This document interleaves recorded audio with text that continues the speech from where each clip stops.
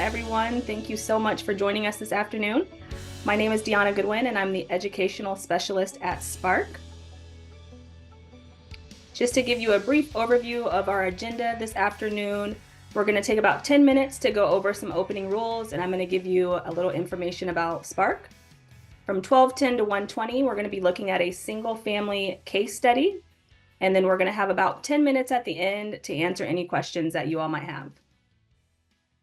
A little bit about Spark. Spark is a nonprofit that specializes in holistic community development. Our mission at Spark is to help profoundly transform disinvested neighborhoods into prosperous and thriving communities. And one of the ways that we are really able to do that is through our ongoing educational programming. We have our monthly deep dives and our quarterly build sessions. These are on a singular real estate development topic. They're put on by local experts. And we also have our Developer Academy, which is an intensive training and networking opportunity for emerging developers. Developer Academy is an application-based program. If you are interested in any of our educational programming, please make sure that you follow us on our social media pages and check out our Spark website. We do have some exciting events coming up. We do have 2 deep dives, one in February, one in March. The one in February is going to be put on by Spark Capital over the Middle Income Workforce Housing Fund. So if that's something that you're interested in applying for, please make sure that you join us. We also have one on March 12th. That's going to be over ADUs, and someone from the city of Omaha will be presenting. You can register for both of those events on our Eventbrite page. Some house rules for this session. It is a recorded session, so please keep that in mind. You will be put in breakout rooms this session so we can work through that case study. You will also need Excel, so it's best if you have a computer. A cell phone probably won't work too well, so if you have a couple seconds, please make sure you grab your computer and you have that up and going. A survey will be sent out within the week for your feedback. These surveys are so important to us so we can let our funders know that this programming is working. So please make sure you fill out that survey. I will also drop that in the chat box before the end of the presentation. We will email you links to the recording of the materials. Please mute yourselves during the presentation. If you have a question, please use that hand raise tool, or you can drop any questions in the chat. During the Q&A, we will answer all chat questions first. Our session objectives for today: we are going to explore the key parts of a real estate development budget.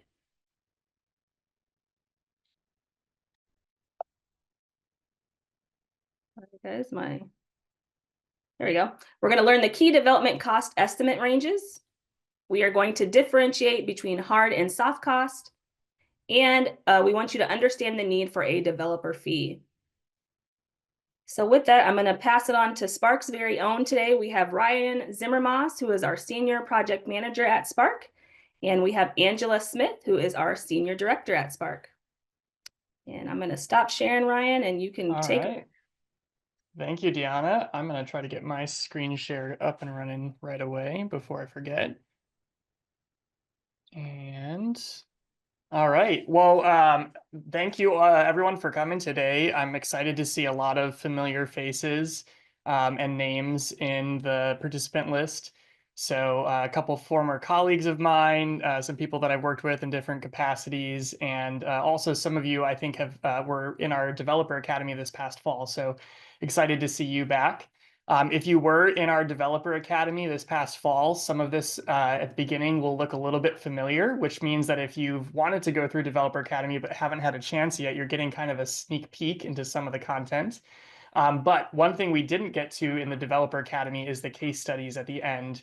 And so we'll actually get to apply some of the knowledge today. We're going to try to keep it really as interactive as possible and informal, and feel free to put any questions you have in the chat, raise your hand, or interrupt me at any point, and I won't be offended. So we're going to start out with a little bit of content on project budgets that will be important for understanding the case study later on. And without further ado, we'll just dive right in. So the objectives for this first part of the presentation and conversation here are to explore the key parts of a real estate development budget, learn key development cost estimate ranges, differentiate between hard and soft costs, and understand the need for a developer fee.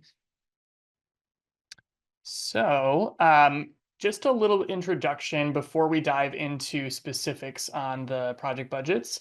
Project budgets are not limited to just the cost of the hammers and nails and lumber that you are going to be using for your housing development or your real estate development project. There's much more that goes into it.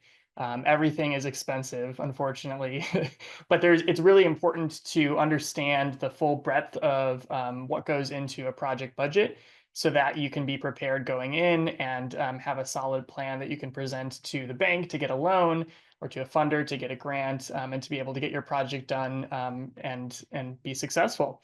It also is important to know if you're going to hold on to the property, if you're going to sell the property, is this a rental project? Is this a project that you're going to build and then sell right away? That's going to impact your holding costs, your operating costs, and we'll get into that a little bit. We're mainly focusing today on for sale housing. There will be a small section on rental, but we're going to mainly focus on for sale. And there's really no universal costs for any single budget item. There's ranges.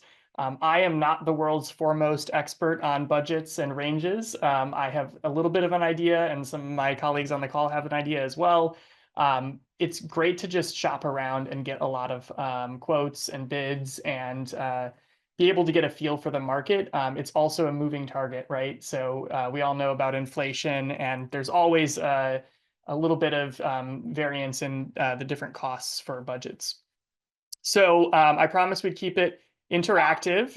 We're going to get started right away with an interactive poll. So if you have your phone, you can scan the QR code. If you are on your computer or if you're on your phone right now, Deanna mentioned earlier that it would be best to be on a computer for our breakout rooms later. But no worries, if you only have access to a phone, I'll have a link that I'll pull up in a second here, but we're going to do a Menti poll. Hopefully you've had a chance to pull that up. And I'm going to add the QR code here as well. So the question is, what are some common line items to budget for in housing development? If you go to menti.com, there's a code on the top of my screen. Hopefully you can see here. Otherwise, if you still have your phone handy, you can scan that QR code. I'm going to leave this up for a second, and then whenever you're ready to start answering this on your phone or your computer using that code, go ahead and do so, and the answers will show up on the screen here. I'm going to hide the QR code now. Hopefully everybody's had a chance to get in there. So seeing some answers rolling in already for common line items to budget for: permits, materials, contingency. That's a good one that we'll talk about. Architect fees, interest, land assessments, inspections, loans. Loans and interest probably go hand in hand. Surprise problems. That's another way of saying contingency. Engineering, developer fee. Somebody was listening to the beginning of the presentation. Acquisition, inspections. Those are some good ones. Land assessments. We'll give it just a couple more seconds. I think that we're getting a good set of responses here. We have 23 responses so far. Soil testing, that's a good one. Okay, well, I hope everybody's had a chance to give their answers here. Lots of good ideas. We're going to dive into a couple of those. Full disclosure, we're not going to hit every possible item that you could ever imagine in a budget today. And really, one thing that I want to emphasize is every project is different. And so there are some budget items you're going to see in some projects, but not other projects, just due to the nature of what those projects are doing. This is going to be a high-level overview just to kind of get the juices flowing, to get thinking about the different items that go into the cost of development. So to start out, Let's talk about land acquisition.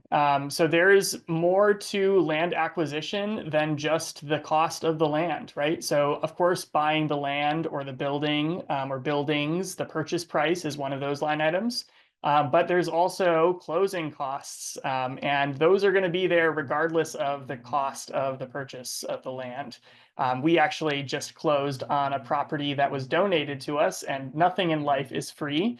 We still had over $1,000 worth of closing costs on the property. So you expect to budget for legal fees, taxes, title insurance, transaction expenses. Those legal fees are a big one. You can do things on your own. You can use an agent, you can use a lawyer, you can skip using an agent or lawyer. But it's really important to understand purchase agreements and title related issues. It's better to be safe than sorry, I would say. The last thing you want to do is get into a project and then realize there's an issue with the title or taxes. Due diligence is another kind of line item that fits in the land acquisition section. So before you actually close on the property, whether it's a building that you're going to be doing an inspection on, or land that you want to do an environmental assessment on, or initial feasibility studies on, it's important to do your due diligence. A dollar spent on due diligence is going to save you thousands of dollars later on if you find out that there's something that you weren't expecting because you didn't do that due diligence to begin with. So those are kind of the land acquisition cost line items. And the next kind of category, broad category of costs is hard costs. So when we're talking about hard costs, we're really talking about the items that are going into the physical structure and the site. So construction costs is going to be the bulk of your hard costs. This is both the labor and the materials. So the overhead that you're going to be paying to your general contractor and that the subs are going to be taking, as well as the materials, the lumber, the cement, the nails, the roof, the windows, including everything related to grading and site work, landscaping, infrastructure. It's important when you're doing your due diligence to check what utilities are already available on site, so that you can understand what those fees are going to be able to get water and sewer and electric out to the building. You can save a lot of money if you already have utilities on the site versus if the site doesn't have utilities yet. Depending on how complicated it's going to be to get utilities out there, those costs can really add up. And then we would generally put construction contingency. We would lump that in with your hard costs. And so this is a reserve amount in your budget. I would say 5 to 10% of your construction costs. And that's a range, but depending on how far out your project is, if you know that you're not going to be breaking ground for a couple of years and you're just getting your bids today, you might want to build in additional contingency to account for the potential inflation and increase in prices down the road. I would say the more accurate of a construction budget that you can get up front, maybe the less contingency you can get away with in that case. But if you still have a very conceptual high level budget of what you're going to be doing, you might need to build in a little bit more contingency just to make sure that you're covered for any unforeseen expenses, which always come up. So those are the hard costs. It's obviously going to be different for every project. There's no magic number of how much you should pay for construction costs. That's going to depend on the scope of the project and what kind of project you're doing. But in general, there's two kind of main categories of costs that go into a project budget: hard costs and soft costs. And the general rule that we like to use is the 80-20 rule, which is that 80% of your total budget is for hard costs, 20% is for soft costs. That is not a hard and fast rule. That's just kind of a guideline. And again, depending on the specifics of the project, it could be 85-15 or 75-25 or somewhere in that range. But a general ballpark number to shoot for in terms of the amount of hard costs in proportion to the total budget is 80%. So hard costs are pretty straightforward to understand. That's the cost of construction or rehab. But soft costs are kind of the hidden costs that can add up, and you don't always think about when you're looking at a building or when you're thinking about a project. So with that, we're going to go back to the Menti poll. If you still have it open on your phone or computer, you can just flip back over there. Otherwise, I've got the QR code to remind us here. And our next question is, what are some examples of specifically soft costs? So we talked about hard costs. What are some of those common soft costs that you'd come across in a project?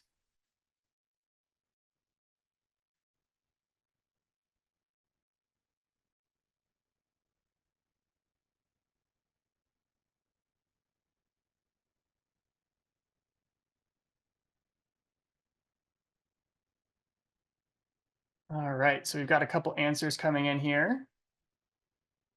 We'll give everyone a minute to respond, and then we'll look and see what we have. You didn't know there was going to be a pop quiz today. Sorry about that.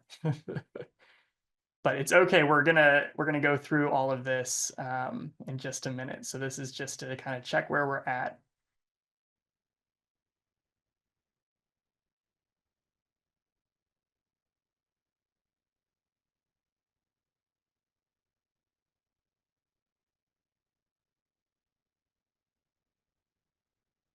Okay, I'm going to start reading through some of our answers that have come in.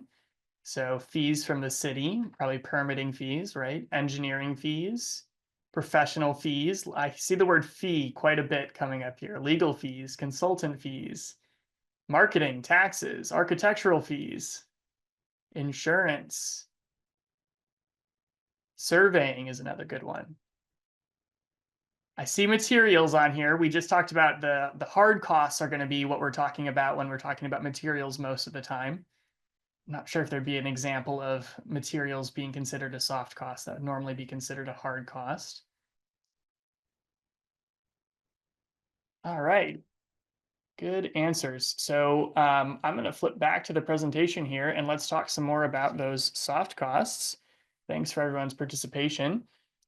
So again, this is not an exhaustive list of soft costs, but just to, again, get the juices flowing, thinking about the different fees. Again, you're going to see that word quite a bit in the soft costs section. And as I mentioned before, roughly 20% of your budget is going to be soft costs in a lot of cases. So architects and engineers, that's cost for design, blueprint, engineering. You're going to want an architect and engineer to be working together to design the building that you're going to be building or rehabilitating. And that'll help you really narrow in on the budget for hard costs as well. Once you have those designs and blueprints in place, you can take those out to bid for a contractor. Legal fees. So yeah, let's think about some of the different legal fees that are going to go into a project. Contracts with your architect, with your engineer, with your general contractor. If you have an owner's rep, that's going to be a contract as well. If you want a lawyer to be reviewing your contracts, you're going to have to pay your lawyer, right? And sometimes it's helpful to have legal staff retained so that you can work through some of the bureaucracy that's required when it comes to permits and compliance, especially depending on the nature of your project. Permits and approvals. So if you need to get a permit from the city, zoning changes, regulatory approvals, all of those things will add up. Consulting, you might pay someone to help with project management. You might pay owner's rep to help consult on the project.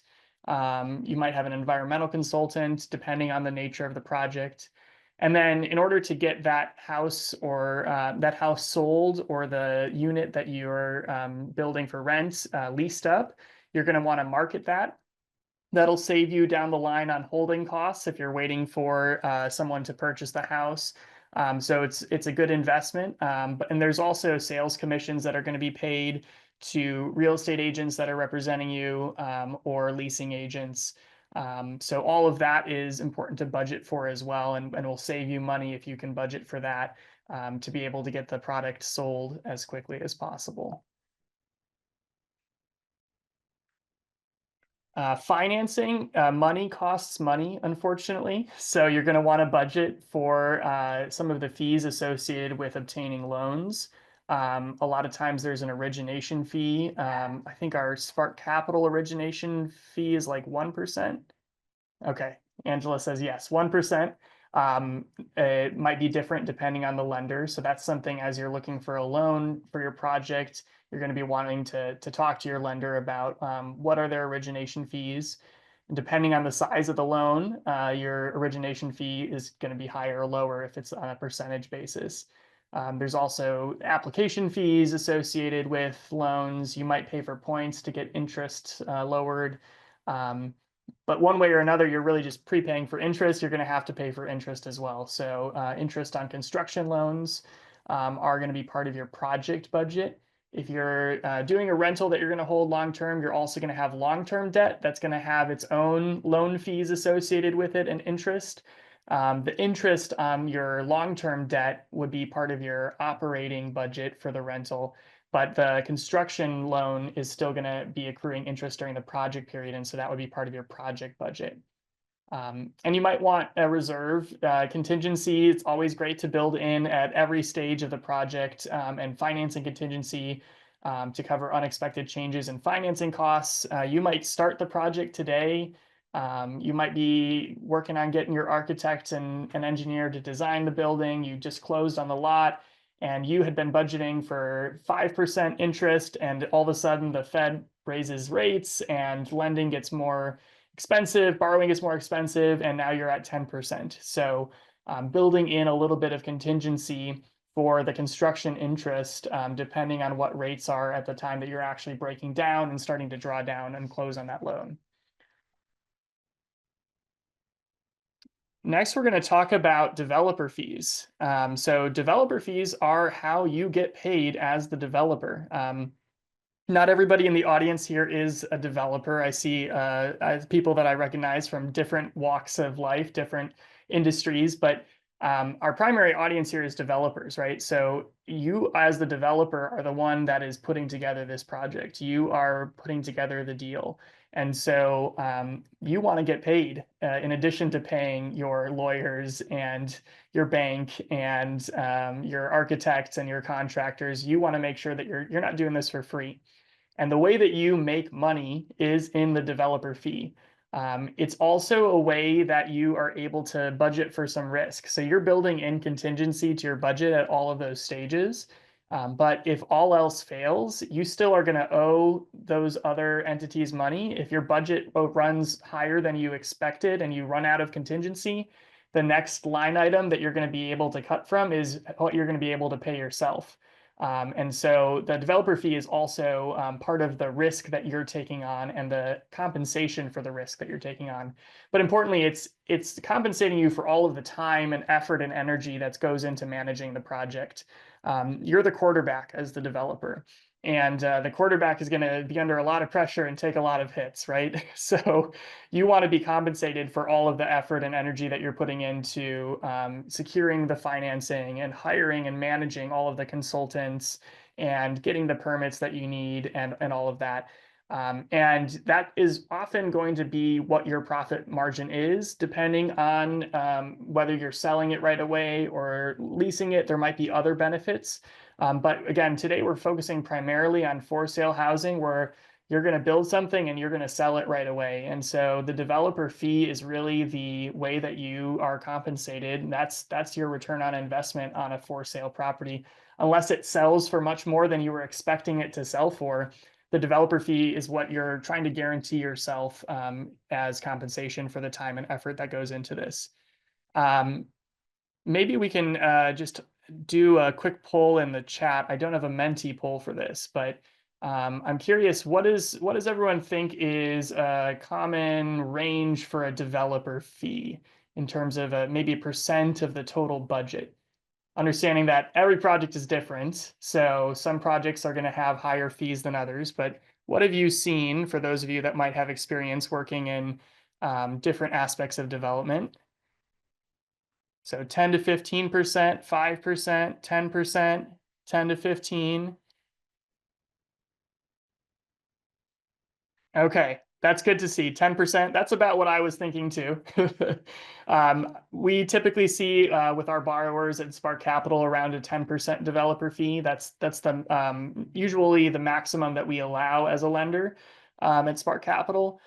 So 10% is pretty accurate, pretty spot on, especially for smaller infill projects. We're going to be really focusing today on infill development.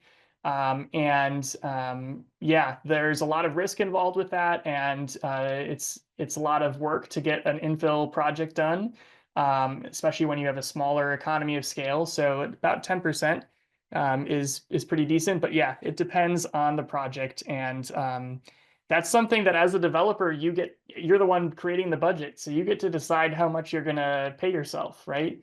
And you just have to be able to justify that to whoever is investing in the project, whether it's a bank or a purchaser of the house. That that is going to impact the bottom line, and it's got to be something that's supported by the market at the end of the day. Okay, let's talk a little bit about operating costs. So we're really talking about for sale housing. You're probably thinking, what are operating costs? If I'm selling this thing right away, I don't need to operate it. Well, during that construction period, there are some ongoing operating expenses that you're going to have to pay as a developer. Some of these are holding costs, some related to insurance, construction related risks, builder's risk, general liability. While you own the lot, if somebody steps on a shovel and twists their ankle, they could sue you, and you're going to want to have liability insurance on the lot that you own. Property insurance as well, especially if you do have a building that you're acquiring, you're going to want hazard insurance to protect that asset during the construction period, on top of any builder's risk or construction insurance that you have. Sometimes you can have your general contractor carry that builder's risk or insurance as well. So that's something you're going to want to be transparent about with them in terms of who's paying that, and make sure you're budgeting for it as well. You're going to still owe property taxes during the development period.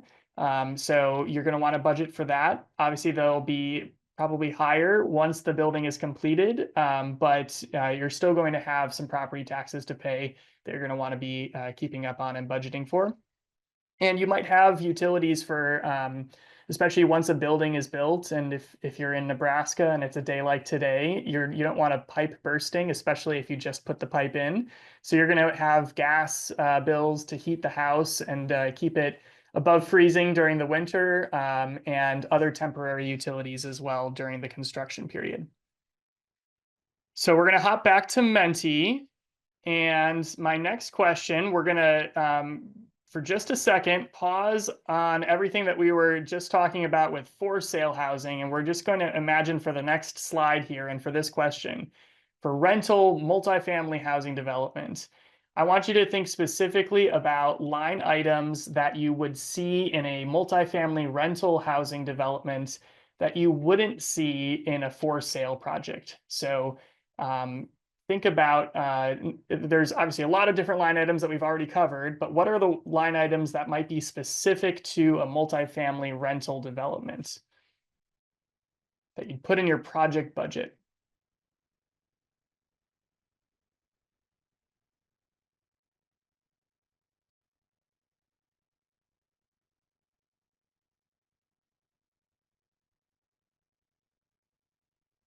And we'll give it just a minute for everybody to think of some. This one might be a little bit harder than some of the other questions.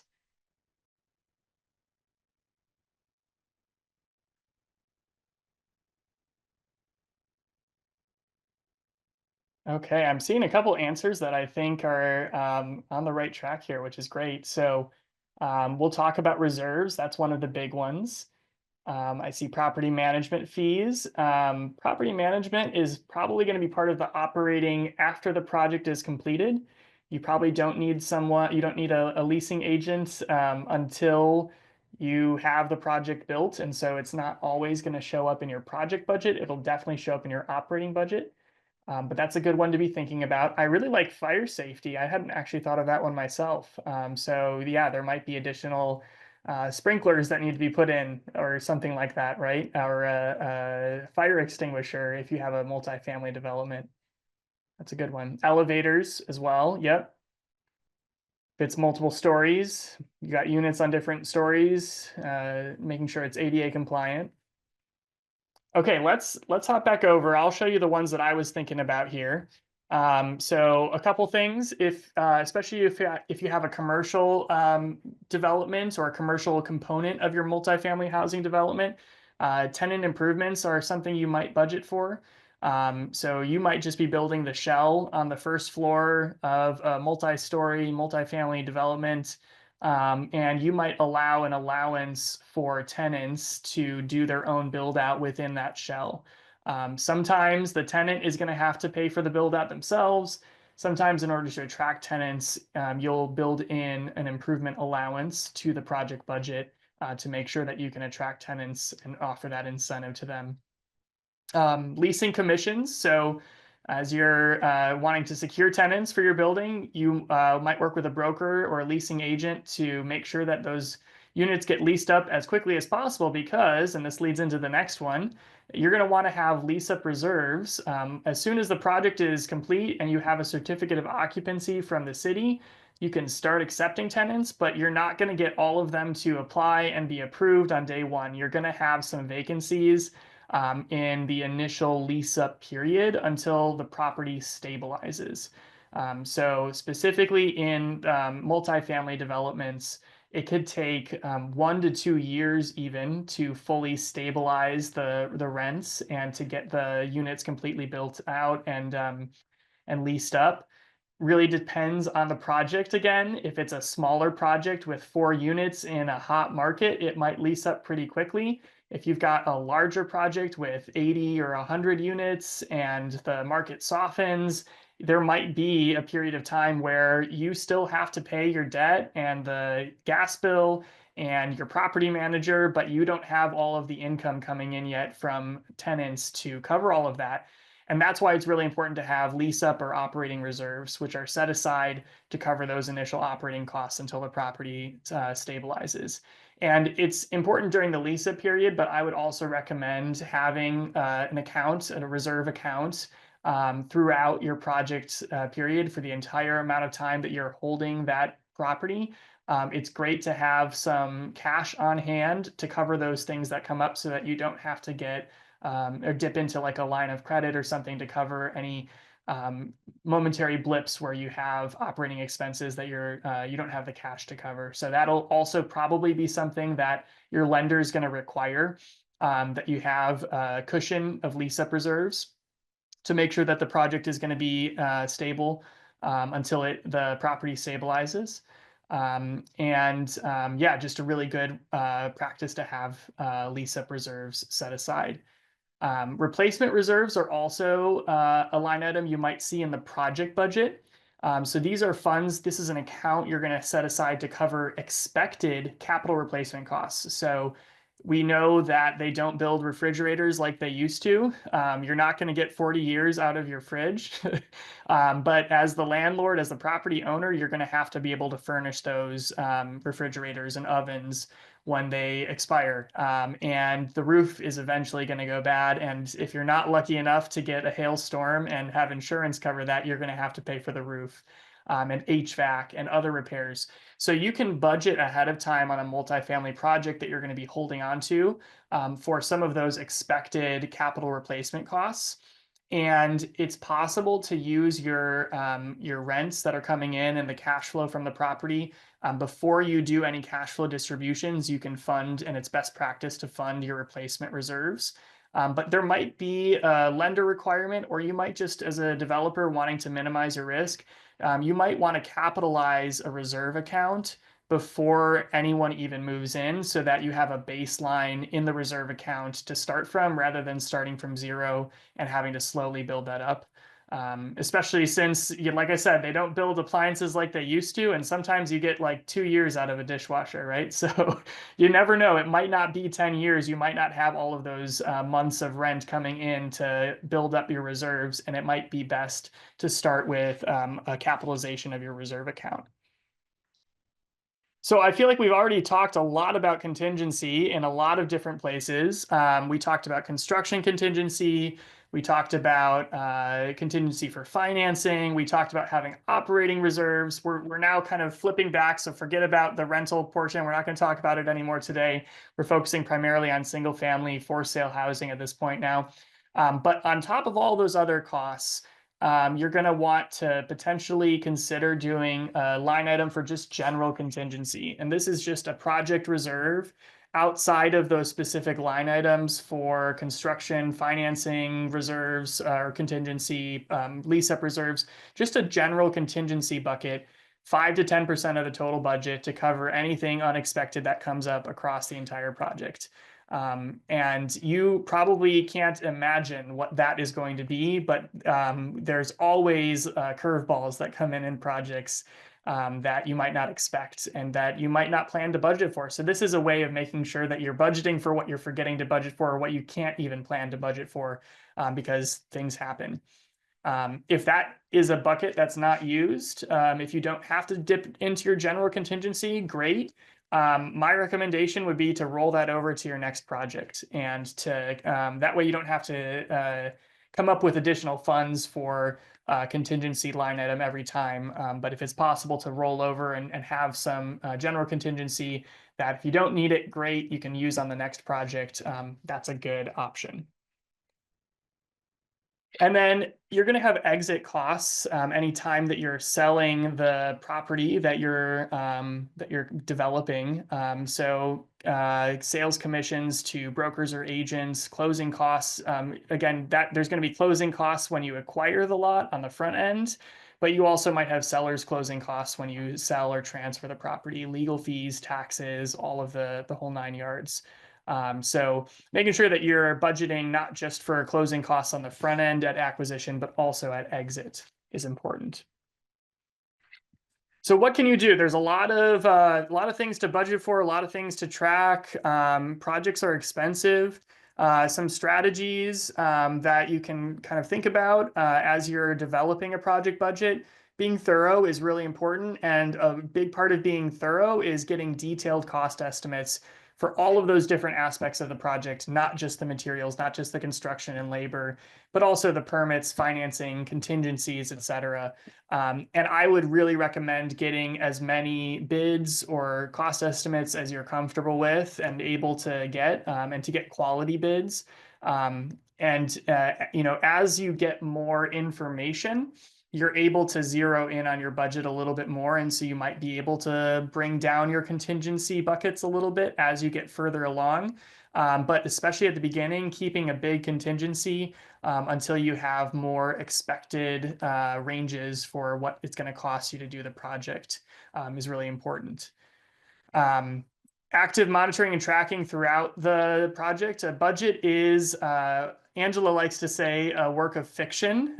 So it is a plan, it's a budget, it is not reality. And you're going to want to have a system in place so that as expenses are coming in, you can track those against the budget in real time and adjust as you need to. You're going to have multiple versions of your budget as you go. It's not something that you create once and then you're done. As you get more information at the front end, you're going to be updating it, but also as actual expenses come through, as interest rates change, as everything changes, you're going to want to go back to the budget that you have. And having a good project management software or accounting software to be able to streamline tracking and reporting is really important. If you want to do that as a developer, that's great. It's a good way to save costs. If you're hiring an accountant, that's another thing to budget for, right? So keep that all in mind as well.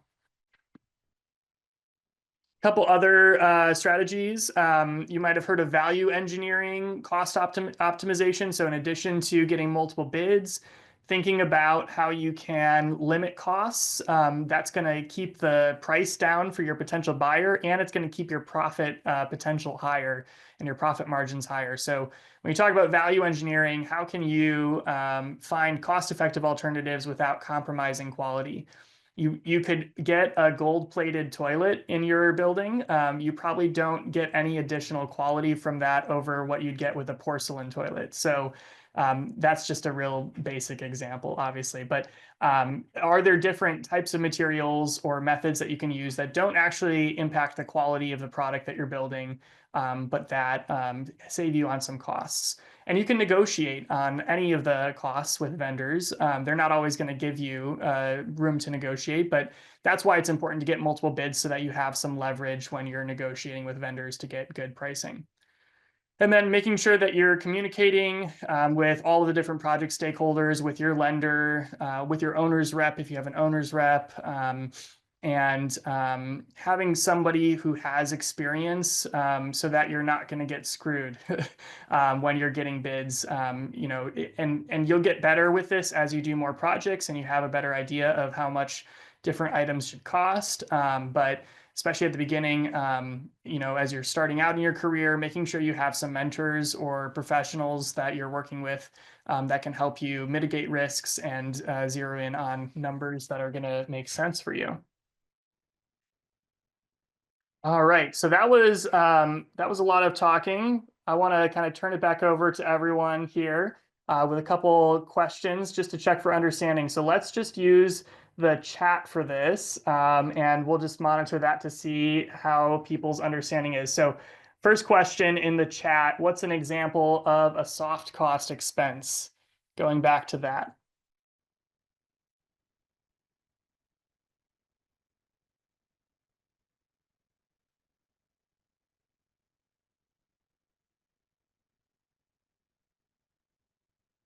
All right, soft cost expenses, legal fees, insurance, architect fees, engineering, surveying. Good. All right, I think we got that one. How about a developer fee?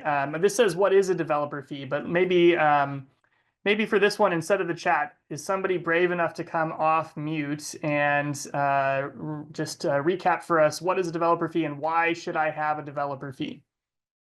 Who's brave enough to come off mute here?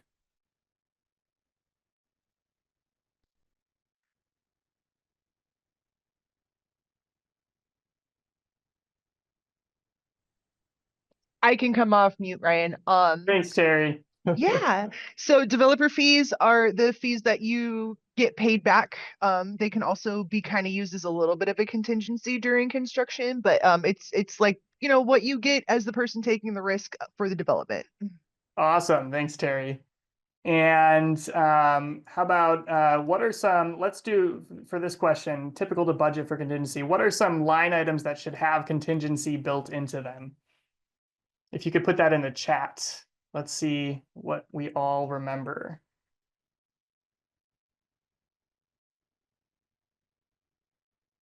Okay, construction costs and materials, great.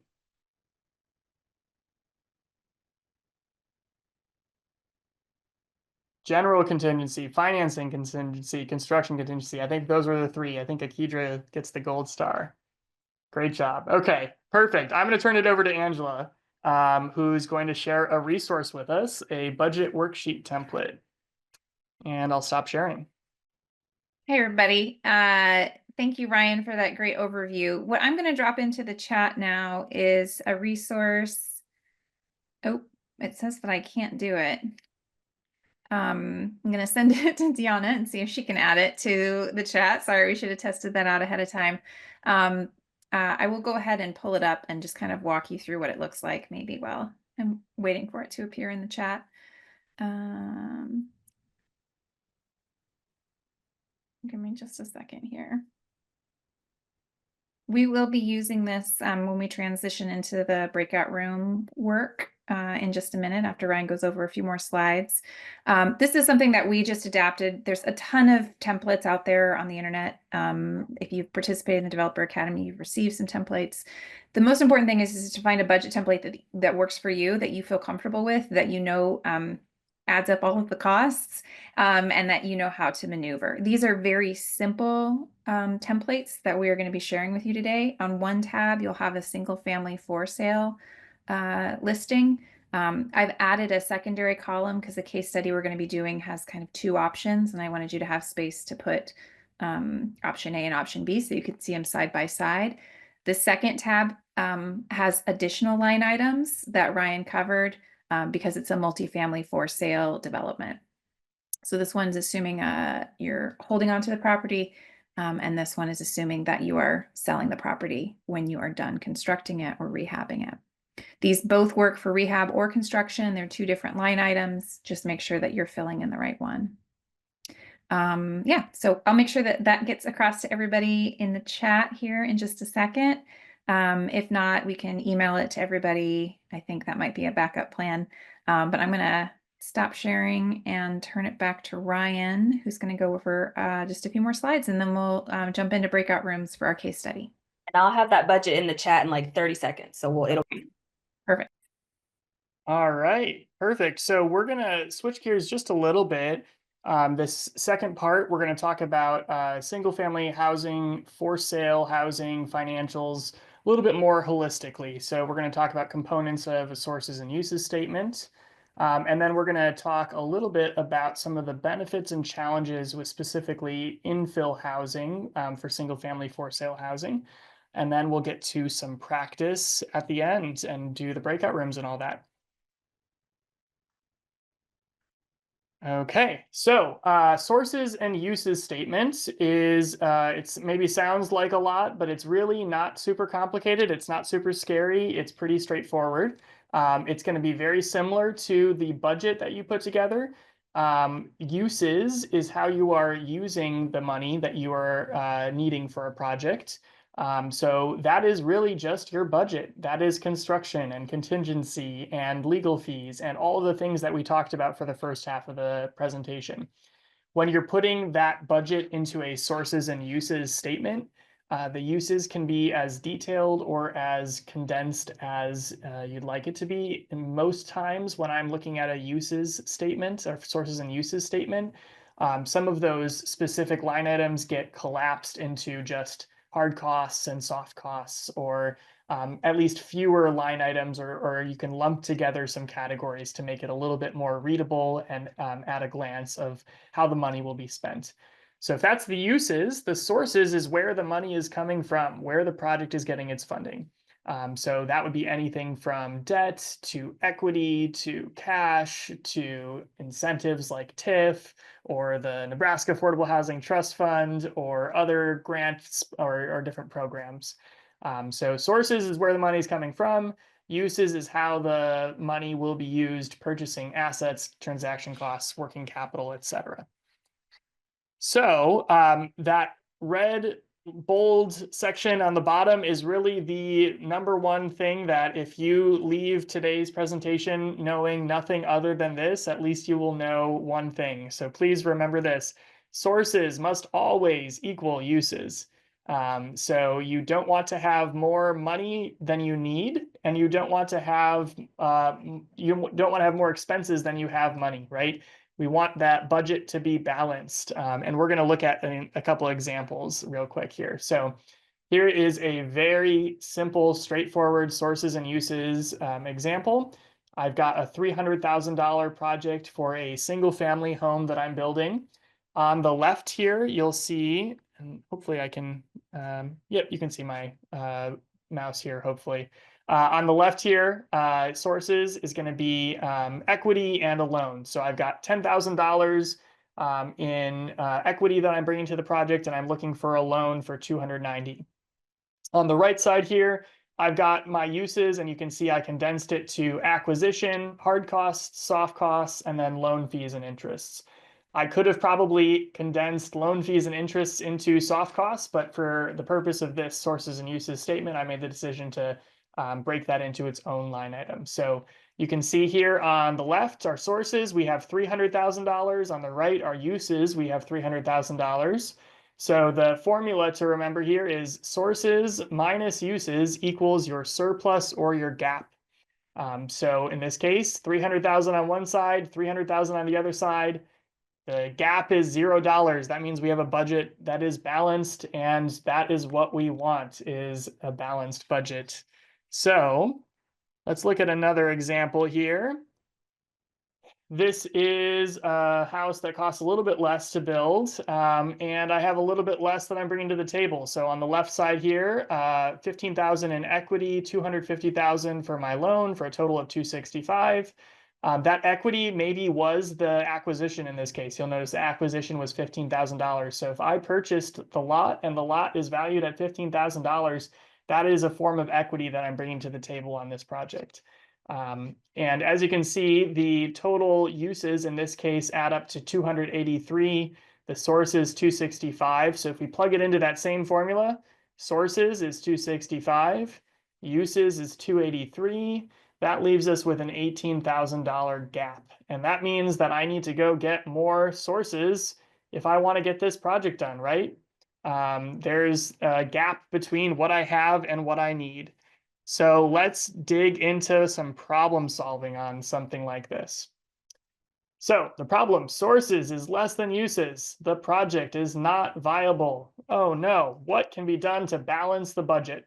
So before I advance the slide here, I want to see if we can tap the creative problem solving potential of the audience.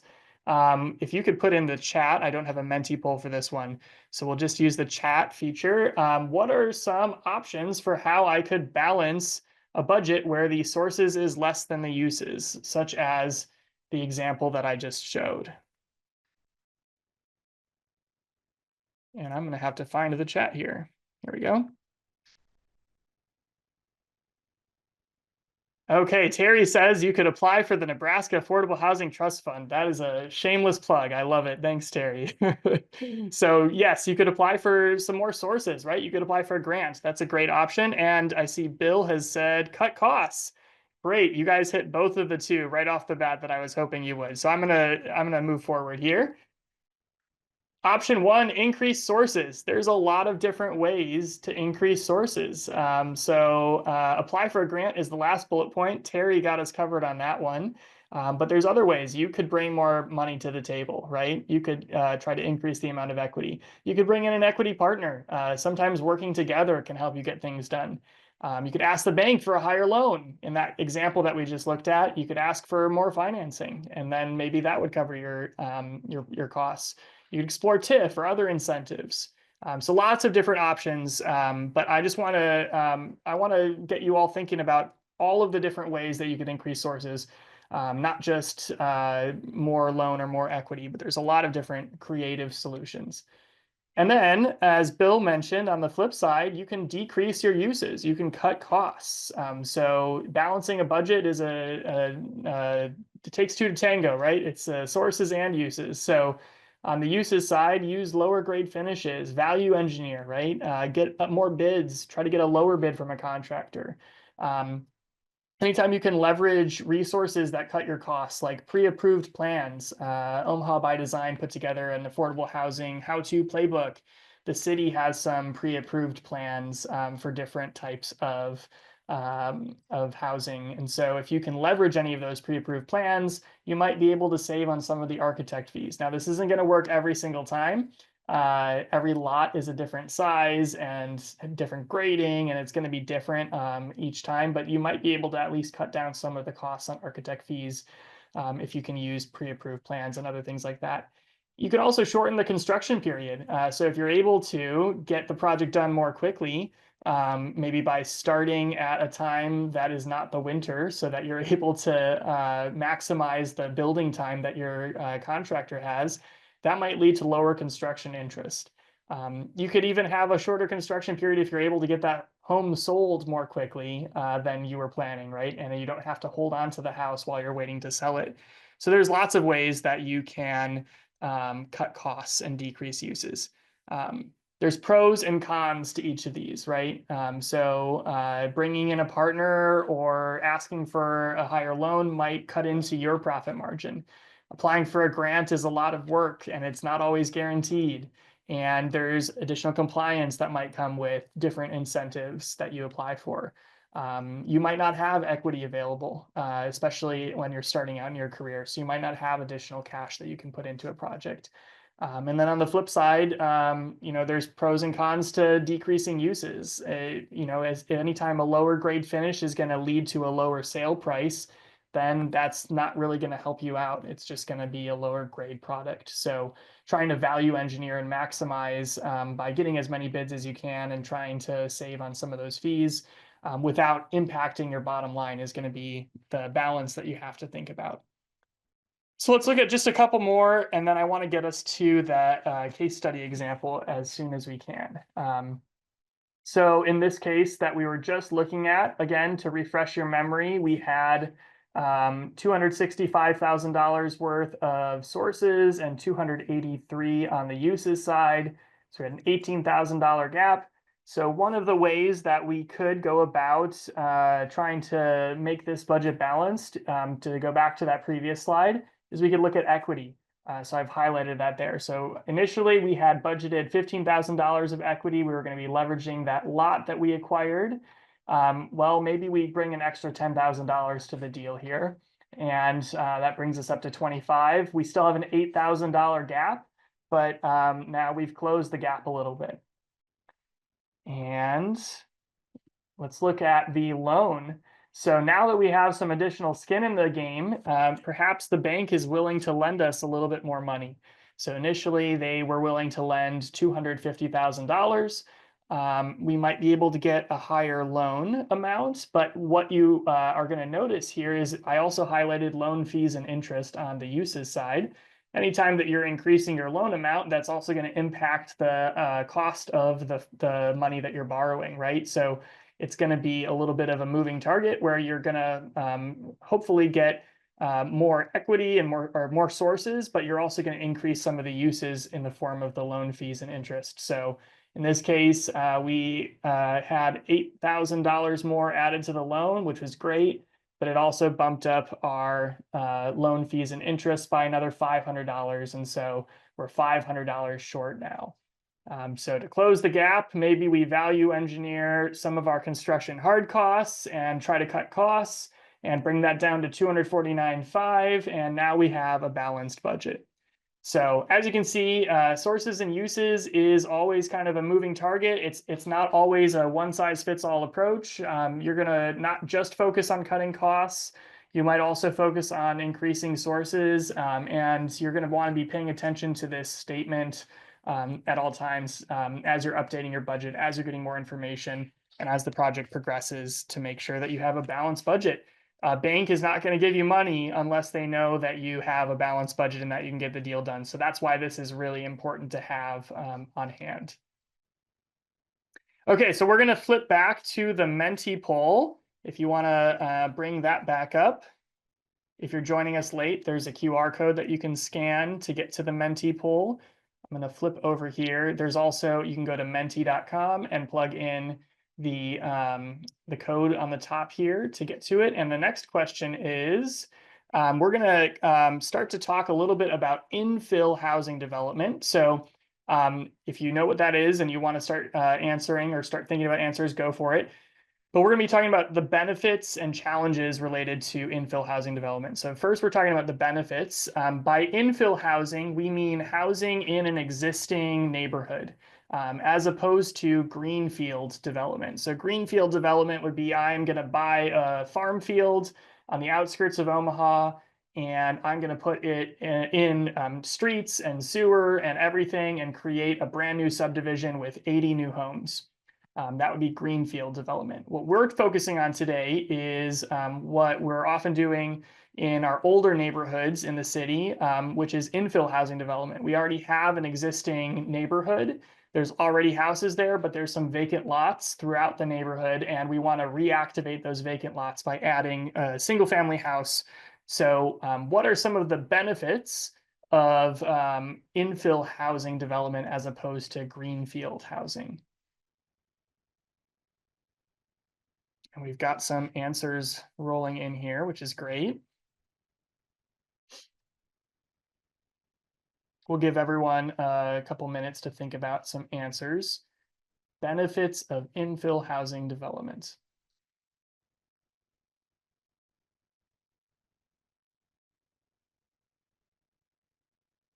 There's no right or wrong answers on this one, so just brainstorming right now.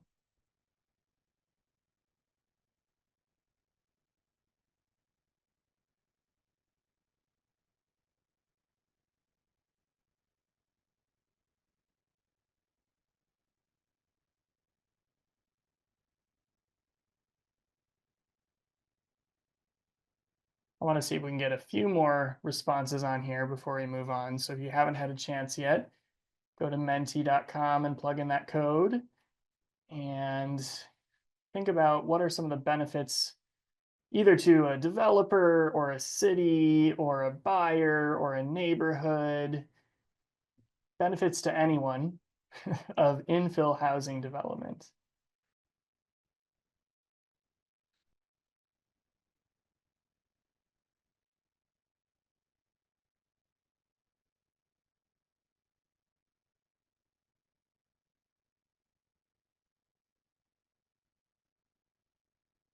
Okay, so we've got a couple answers here. I'll read off what we have so far. Don't let that stop you from continuing to fill in some ideas as they come to you. Let it inspire you. Affordable housing, neighborhood appeal and stabilization. A couple about infrastructure, ready infrastructure, public infrastructure ready, lower infrastructure cost. That's great.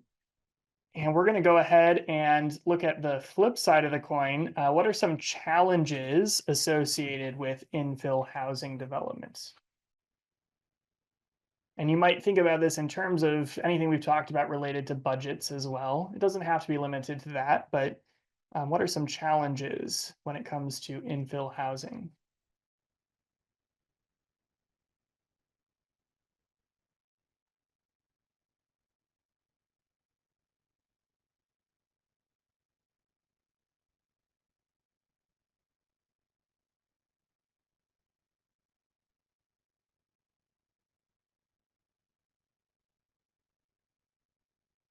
All right, seeing a couple, I'll read them off as they come in here. So low inventory, availability of land, a couple times I see that on here.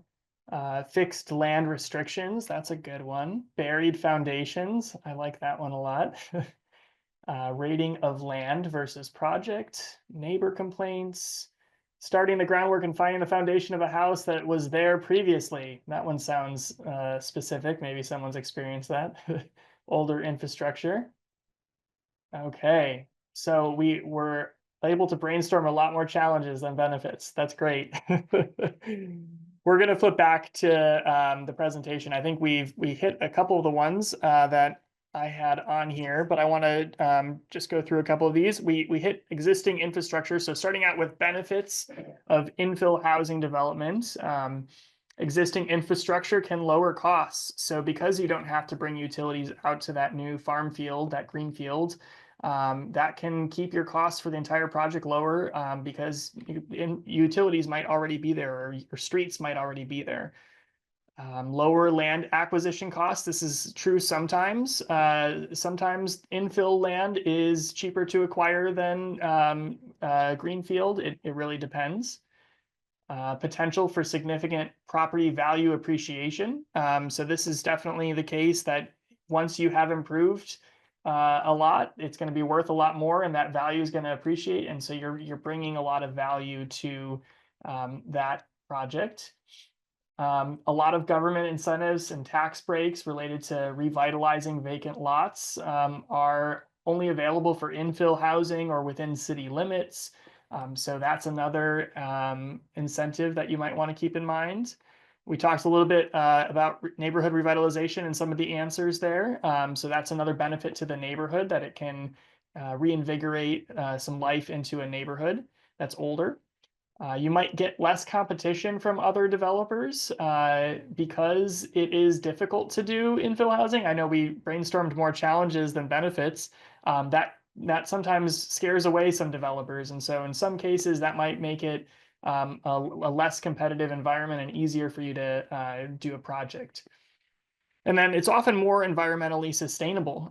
This is something to think about as well, not just in terms of needing new streets or utilities, but also locating people closer to jobs and existing schools and other resources, right? So if I live just a mile outside of downtown Omaha, my commute is going to be a lot shorter than if I live in Gretna or in one of the newer subdivisions out in West Omaha. So that's another benefit to think about. And then it increases housing supply, and I would add it also increases density if we are able to do infill housing, which is something that's desirable at the city level as well. When the city is looking to balance its budgets, density is what helps the city generate more property tax revenue so that they can pay for all of the services that they need, as opposed to having to expand those services into new subdivisions outside of the city limits if there's a neighborhood being annexed or added to the city. And then we hit on a lot of challenges. One of the challenges of infill development is there is a perceived risk that can make financing more challenging. It can be harder to get a loan from a bank in a neighborhood that's going through a period of revitalization. We mentioned in the Menti poll, zoning or land use regulations can be a challenge. Our zoning code is sort of built for West Omaha. And so when you're focusing on new infill development, the zoning regulations don't always overlay onto older neighborhoods as well. The good news is the city of Omaha specifically has, in the planning department, is really focused on trying to grant as many exemptions to some of the zoning ordinances as possible to make development feasible so that they can get density. So it's always an option, but that can present some additional hurdles. Having to get a conditional use permit or rezone may require more extensive renovations or demolitions of existing structures. We mentioned foundations that you might find, environmental issues from previous use. There can be challenges in attracting initial buyers in a market that hasn't seen new construction for a while. If most of the existing structures are have been there for 50 years and there hasn't been new construction in the infill area, there can be challenges to getting a buyer initially. And once you build some momentum, it can get a little bit easier, but especially those first couple of new builds can be a challenge. And along with that, if there hasn't been new construction, and you're working in a neighborhood that has depressed appraisal values, that can get it hard for you to find comps when you're trying to get your property appraised. And so sometimes you end up running into, especially in infill development, a gap between the cost to build and the cost that you can actually sell that house for, where it's going to cost you maybe $300,000 to build. But you can only get appraisals and sell that house for $250,000. So you've got a $50,000 gap, which is really not going to make financial sense. And the good news is we do have a solution for that. So tune into next month's, not to get too far ahead of myself here, but tune into next month's deep dive. The Middle Income Workforce Housing Fund can assist with that specific issue of lower appraisal values. And I'll leave that to next week. Or next month, I should say. We'll talk more about that. There's also potential for increased traffic, parking issues. You got to talk to neighbors if you're doing infill development, because they might be angry if there's more houses and now they don't have the street parking that they once had. And so it's really important to do community engagement early on, anytime that you're talking about infill development, where you're building houses next to existing houses in an existing neighborhood. And that's another challenge, is that a new product could alter the character of the neighborhood. Not everybody's on board with that. And so you might want to be intentional as you're doing infill development about thinking about the existing neighborhood character and how can you build a product that's going to match that. If it's not properly planned, it can strain existing infrastructure. So there is the benefit that infrastructure might be there, but if that infrastructure is out of date and hasn't needed to support the density that is now coming to a neighborhood, that can be a challenge to navigate as well. And then one of the bigger challenges with small scale infill development is you aren't going to get the same economies of scale that you would get in a larger subdivision. So if you're building 80 houses, you might have 6 or 7 different house plans that you're able to alternate to create a diverse neighborhood with diverse products. And then you only have to pay an architect 7 times, and you can spread that out over 80 houses, right? But if you're just doing a couple of infill houses, you're going to have to pay an architect for each of those designs. And so that's going to be additional costs that you can't spread out over the economy of scale that you'd get in greenfield development a lot of times. So what are some strategies for overcoming that?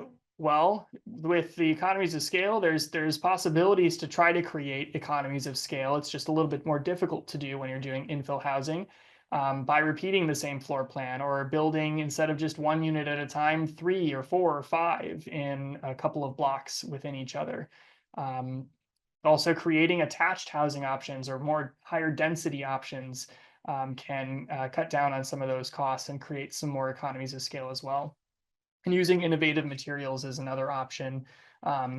Things like manufactured or prefabricated housing can really cut down on the amount of time that goes into construction by leveraging the economy of scale that's at that manufactured house manufacturer in the factory, where they're able to produce a bunch of them. Co-development is a program that I'm in charge of at Spark, and that's another strategy for overcoming some of the risks that go into infill housing development. So if you're interested in co-development, check out our website. There's more information on that. I already mentioned Spark Capital. One of the reasons Spark Capital exists is to help to generate more infill housing development through the Middle Income Workforce Housing Fund. And we offer some loan forgiveness for that appraisal gap. Check out next month's deep dive for more details. So that is all that I have for content on single family housing finance. We want to talk now about some case studies and actually get everybody working on some real life examples. So I'm going to turn it over to Angela. And we're going to get a sample project, and we're going to work on those development budget worksheets that Deanna has put in the chat. And I will stop my share. Thanks, Ryan. All right, everybody, now it's time to work. So if you haven't used breakout rooms before, you're going to have a little magical box appear on your screen telling you to go to breakout room 1, 2, or 3. Once you're there, if you are able to turn your camera on so that the people in your room can see you and you can communicate with each other, unmute yourselves.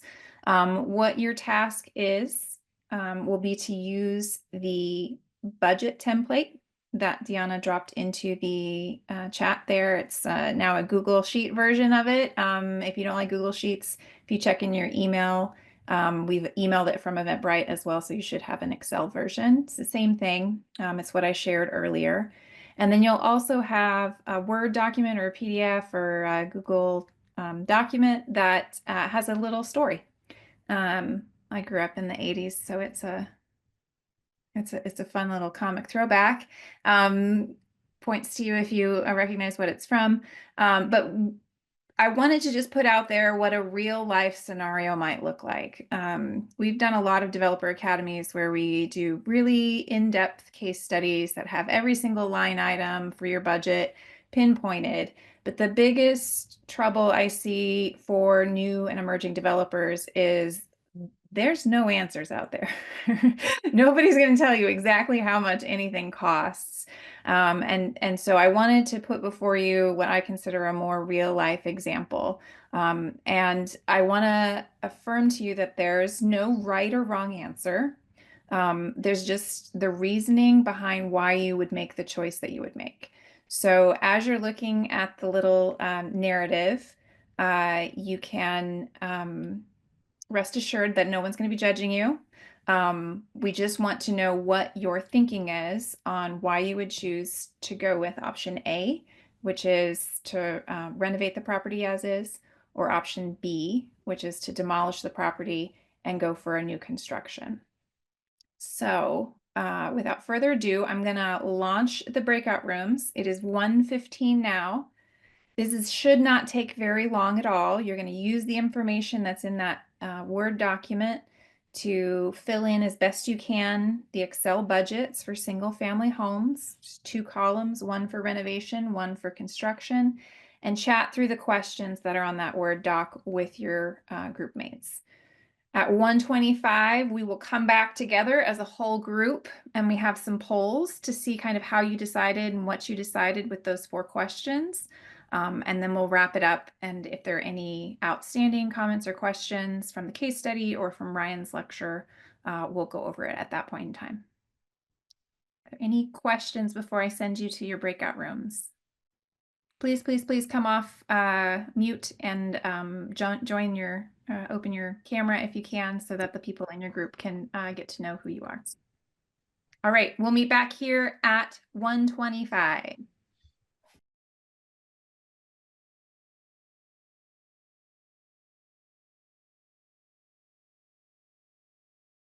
Welcome back, everyone. I was dropping in different rooms trying to get a feel for if everybody had finished. I'm sorry if I closed your room before you had answered all of the questions, but like I said, this is a pretty simple case study and there is no right or wrong answer. There is only what you chose to do and why. So I'd like to spend a little time digging into answers that you all came up with for the 4 questions on this Scooby-Doo case study. I hope you enjoyed it. Our former partners at the National Development Council used to write really fun and punny case studies, and I was trying my hardest to bring some joy and light to you all. So I hope that it worked. Okay, so we have just to wrap up for you all, we have Fred and Daphne here, who have some land that they inherited, and they see 2 options for this infill development project. One, option A, is to renovate the property. It's an existing home. It's in need of a lot of repair. It looks like it was built in the 1930s. It's a current footprint of 3 bedrooms, 2 bath, 1,800 square feet. And it would need to be at least $250,000 in renovation costs. So that's option A. Option B is to tear the thing down, which would cost $25,000. We have a bid for that from Scooby Snacks. And then they're really jazzed about building a modular home construction. So a new construction at $140 a square foot. They've picked their floor plan from this company, and it would be a 2,200 square foot home on the same lot. So a little bit bigger option. Question 1 asks, what costs are missing from either budget? And Ryan, I think I'm going to stop sharing and you can drop that Menti poll thing back up because we set up a Menti poll for this one. Yeah. What is missing? There's so much missing. Let's hit us with all of the things, the pieces of information that are missing from this budget.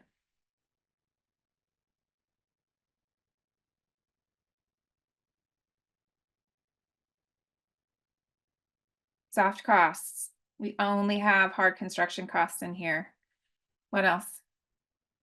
Contingency. Yes, we have the construction numbers from both entities, but does that include any sort of contingency? Legal fees, permits, all of those things that are in soft costs. Developer fee. Are they taking a fee?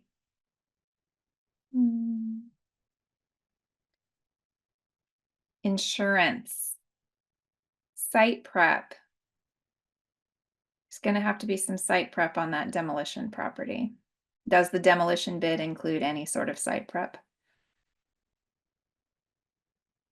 All right, these are great responses. And there's more, I'm sure, that are missing. I'm hoping that you all can see from that very well-developed template that construction cost is just one line item amongst many. So as you're heading into your projects, make sure that you are finding as many answers for as many of those line items that you can. Not every single line item is going to be applicable to your project. The goal of today was just to make sure that you're aware that there is more than just the cost estimate you're getting from your general contractor. There are a lot more items out there, and the handy 80-20 percentage split that Ryan shared with you is a good way to get just an initial cost out there. But you really have to do some due diligence and some work with subcontractors and consultants to round out your budget to make sure that you're encompassing all of the true costs that you're going to experience in a development budget. All right, the next question.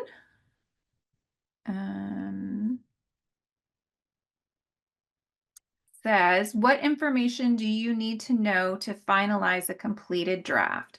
How would you get that information? All right, let's go off mute. Everybody go off mute. Let's have a free for all here. What is some of the information that you need to know? How long it will take for either project? Yeah, we talked about this a lot, didn't we? Why is timeline? I'm going to pick on you again since I know you know the answer. Why is timeline so important? Because it could take longer than expected. And then you had said something else, so I forgot. Just like which project is going to get you to cash sooner, right? Is it going to be faster to do a renovation? Is it going to be faster to do a modular build? Are you going to have to do anything with the city on that modular construction? Is it going to take longer? Is there going to be more work to be done with the neighbors to make sure they're cool with a modular construction home going into their neighborhood? Timeline really impacts it. Time is money, so you're right on target there. What else? What else do you need to know?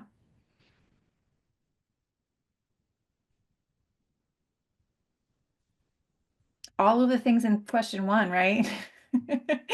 You need to know how much all of those different items are going to cost you. Anything else that you should do some digging into? I hinted at one. Since it's an established neighborhood, you're not going to have very many new construction homes to compare to know that you can sell it for that much. Especially depending on like the city size, or that if it's a smaller community of 200 people, you're really going to be limited, versus if it's a much larger city like Lincoln or Omaha, you have a lot more market to pick from to value your project. Absolutely. What are your comps going to be like? What is the neighborhood telling you? What is that market research that should be done at the start of any project? How is that informing your decision? I would add to that the neighbor factor. You know, Spark, we believe that all of the developments we support should be from the community and in line with what the community wants. So if your grandparents are from this neighborhood, what kind of neighbors can you call in to kind of get a feel for what is best for where the neighborhood is heading? You don't want to have any sort of surprises if you have to get permits and you've got people who are calling the city and complaining, right? You want to make sure that what you're doing is what's best for the neighborhood. Anything else that you would want to know before you finalize your draft? I guess the only other thing I would say is get more than one bid. Just because you have one general contractor who tells you it's going to cost $250,000 to renovate it doesn't mean that's the only option. So get more than one bid. All right, Ryan, pull up the poll. Which project do you think Fred and Daphne should take on and why? Got to vote here. No right or wrong answer. Option is renovation, demo and new construction, or other.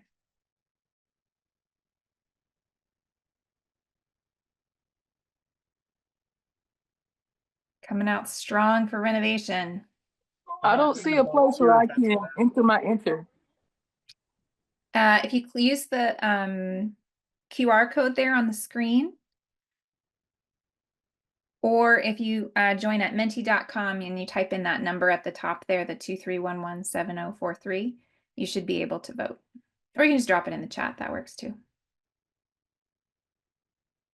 All right, 7-1, peer pressure here. Come on, somebody else vote for new construction.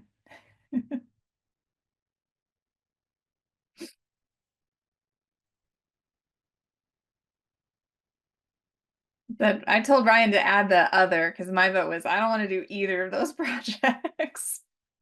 I'm going to sell that house and get out of there. Can I, you know what? Can I ask you a little, this is Jaquela. Can I Sure. ask you a little bit more about that? I am starting my first new construction project.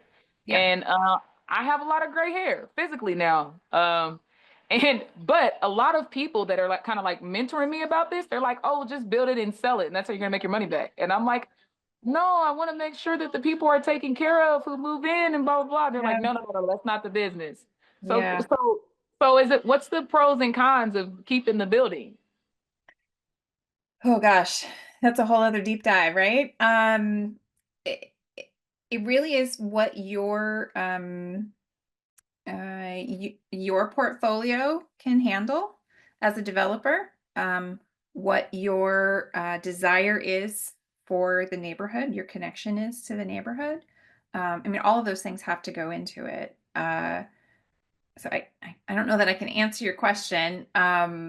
There's pros and cons to both, just like there's pros and cons to each choice here on the screen. I don't know. Is there anybody else on the call who wants to jump in and Ryan unmuted himself? What do you want Yeah, to say? well, I was just thinking, whether you're going to hold on to the building or sell it, when you're thinking about wanting to take care of the people that are going to be living there, I would also just think about a reputation, especially, I don't know about you all, but Omaha is one big small town. And if you have a, lower quality product that is not going to be holding up after a couple of years, people are going to find out, especially when you're doing infill development and you've already got neighbors who are going to talk. And so that's another consideration as well. I don't know if that answers the question though. Thank you guys. I was thinking more or less, I know that being from North Omaha, being from Northeast Omaha, we see a lot of development come in. And what we're trying to do is really make sure that we have a very well mixed option where we have some places. We want to make sure that we're maintaining affordable and low income housing, because we're seeing things that come in that are being built that's affordable for people who don't live in this community. And gentrification is nonetheless, it is happening. So we want to make sure that people can still live in this community and can afford to live here. And we want them to have a nice alternative. You shouldn't have to have some house that looks like a basement, to say, oh, I paid $1,500 a month for this. Like, you should be able to afford a nice place that has a dishwasher, so I really want to maintain housing like that. And that's my goal. But some of my investment buddies are like, just build it and sell it, Yeah. Obviously, they have a lot more money than me, and it's probably because they sell and they're I was very gonna successful say, at that.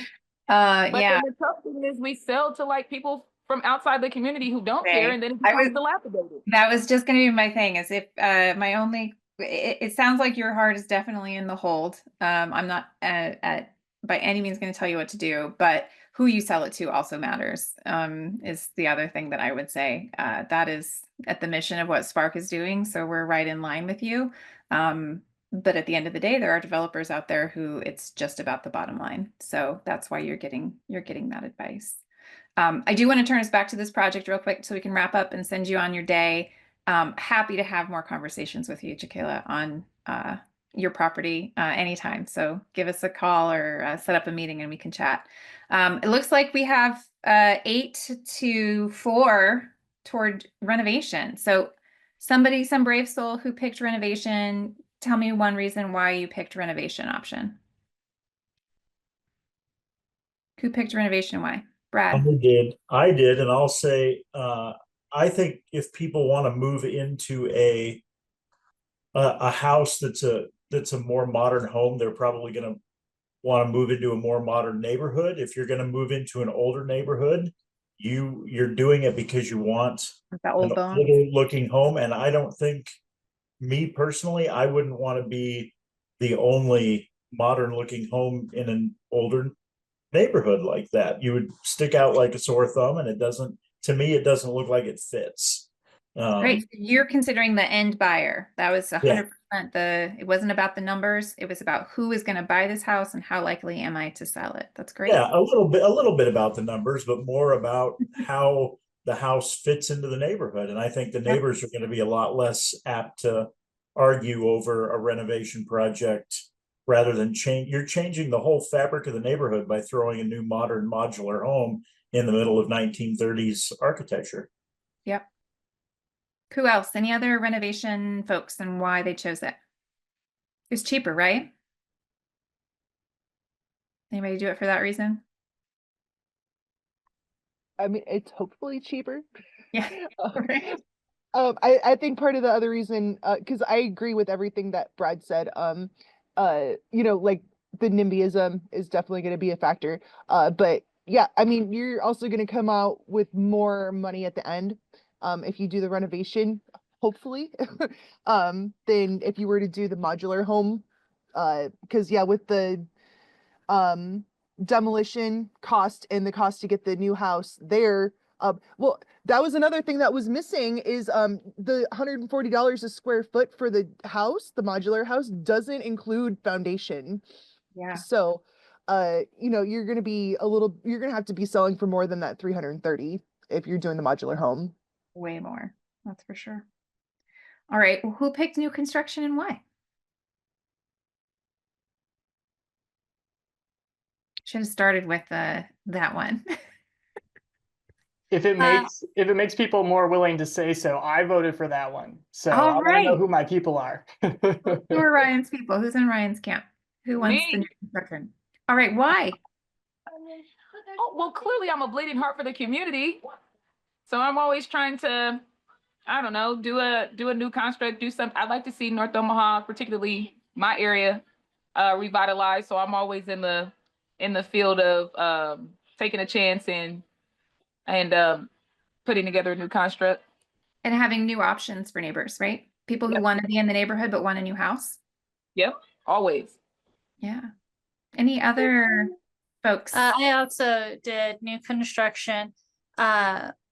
Yeah, it's missing some information, the foundation and that, and it might look different, but there are a lot of options to incorporate into a home. And it's also how you aesthetically fill in the home. But also we know that it needs a new roof and asbestos and what is in those walls for electrical 1930s. That's knob and tooth. Oh my gosh, you're gonna need all new electrical. And just the square footage, you know, people, beds are bigger, furniture is bigger. That 1930s home, it's going to be hard to furnish with our great big furniture that we have now. And new construction can fit into an older neighborhood if you care enough to make it fit. They're great arguments. This is why I said there's no right or wrong answer. There's just the why, and making sure that you're doing the due diligence on the market that you're working in, understanding what the neighbors are concerned about, and really thinking about that end buyer. Who is going to buy this home? You have to know that going into it. If you don't know that, you shouldn't be doing any of it. I think that is all we're gonna do here today. I hope that you found this useful. I hope that you find the templates that we provided you with useful. Closing thoughts, I would just remind you to keep Ryan's voice in your head, that there are a lot of costs that go into the development of single family homes, much more than what's on just the hard construction costs. So be mindful of that as you're working on your next project. And know that we here at the Spark office, the Spark team, we're a resource for you, whether it's through additional ongoing education and deep dives. We hope to see you at those.